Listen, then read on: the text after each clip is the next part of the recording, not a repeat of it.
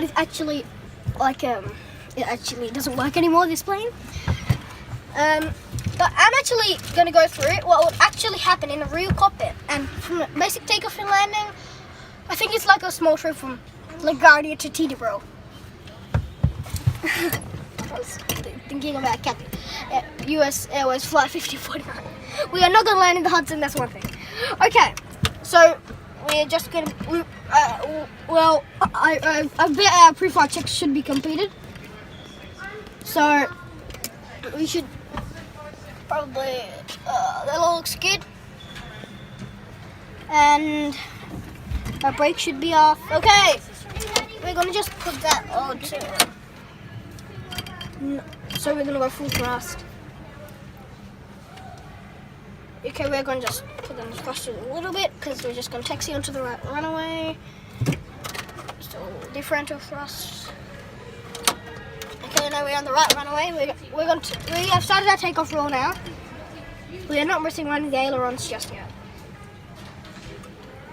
Okay, 80 knots, 120. Okay, we are pulling back. At least this thing doesn't pull back, but actually I'm pretending I'm pulling back because it's stuck, as I told you. It doesn't work anymore.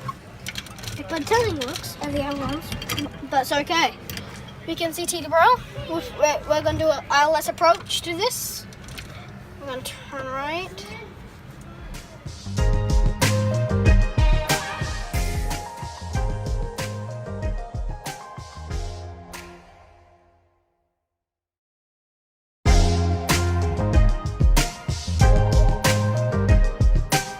Hello everyone and welcome back to the Random Flight channel. Today, here we are at Flight Experience Adelaide. And now we're going to go from short flight from Adelaide to Melbourne. We'll try and line it up with this nudge in the panel. Okay. Winging around to the right. Oh, I can see the heading bug. It's telling me to go into that heading, right? Yes. Oh. Perfect. And because you can't reach brakes when you want to stop, just pull on the parking brake. So you just got to pull it pretty hard, yeah, like that. Passing about 1,000 feet, 1,500 feet, push it down to 10 degrees. Yeah. And yeah, and then we'll continue climbing up 20,000 feet, and then once 19,000, say 600, push down to 0. All right, push the parking brake off. Push that. Oh, here I got it. It's a bit stiff, so grab onto here. Push the thrust to 40%, so just to there. Are we clear for takeoff? We are clear for takeoff. Perfect. Put your finger on this one. Get ready to press it. When that reaches 40, press it. Perfect. Now I'll keep it straight. With the rudder? Yeah.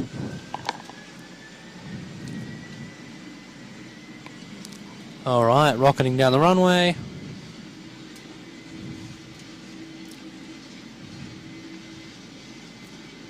knots. Perfect.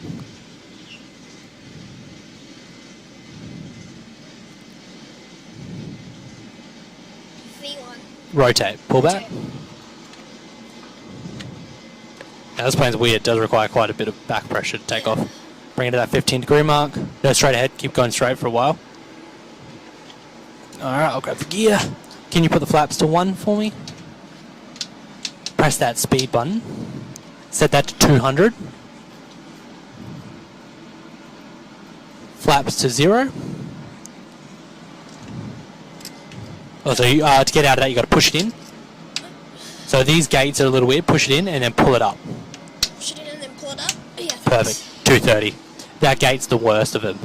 So set 230 on there. Bring it down to 10 degrees. Keep it at about 10 degrees. 10 degrees, yeah.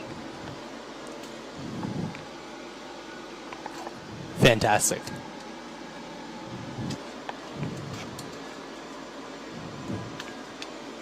It does require force. Oh yeah. Can Now I use remember, the trim a little? yeah, absolutely. Yeah. I was about to suggest that. So yeah, use a trim at your leisure.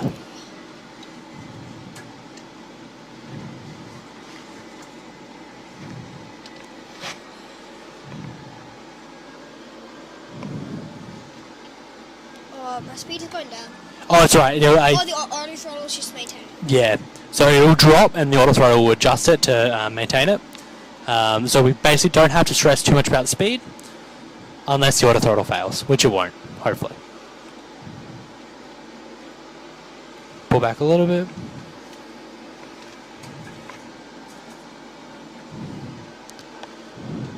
That's right, this is a ridiculously heavy set of controls. Alright, start turning to the right to level out there and push forward as you do so. At the moment. Alright, so everything's all set up, gear is up, flaps are up, speed brake is off, auto brake is off. Autopilot's all engaged, climbing up to 20,000 feet. Now we'll come up here, we want to we'll turn off the landing lights to begin with because we're not landing. All 4 of them. And that one there, and we want to turn those 2 off, and the taxi light. Perfect, keep that off, those are all good. We want to keep them on. Perfect, coming up here, we want to make sure battery is still on, so we can flick, if you want to flick that little safeguard all the way down, so this one here, flick it all the way down for me. This one? Yep, perfect, just make sure it's all down. We can keep these 2 on until we reach our goal of 20,000 feet. So if people can move around the cabin, is that? Not just yet, because we're still climbing. Yeah, like when we go to 20,000, people can move around. Yeah, and that's when we turn these 2 off. Oh, we'll leave the smoking on because no one's allowed to smoke, but we'll turn off the fasten seatbelts. Perfect. So we don't need any icing, so we no use using the icing systems up here. Circulation vents are all good. What I will do while I'm on this side, change the APU bleeds and put the packs onto auto and the isolation valve onto open. Perfect. So everything's all set. Everything's set here. Our system's set here. Climbing, just passing 13,000 feet now. So what I'll do is I'll show you the flight computer down here just while we have a little bit of time to chill out and relax. So are you familiar with this computer at all? Fantastic. So do you use like it on flight simulators or? Fantastic, I love it. So this computer, lifeblood of the plane, as you probably know, it's pretty much how we get all our information. So now we know our ILS frequency for Melbourne. So we know frequency is 109.7. So coming down here, set 109.7 onto there. 109.7? Yep. Oh, image.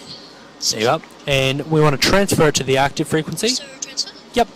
And you'll notice that the ILS just popped up there. Yeah. So that's what that green, I think that's what that is. Anyway, it's basically, if you imagine a radius around the airfield, it's basically the distance from the airfield along that radius. So if you have a look, zoom in a bit more. So if you have a look at the runway, just probably hard to see now, but at Melbourne there is some dotted lines, yellow, green lines, you can see them. That shows when we're 10 and 7 miles away. The DME will tell us how far we are away from it, and it activates, I think, about 20 miles away. So it's pretty useful.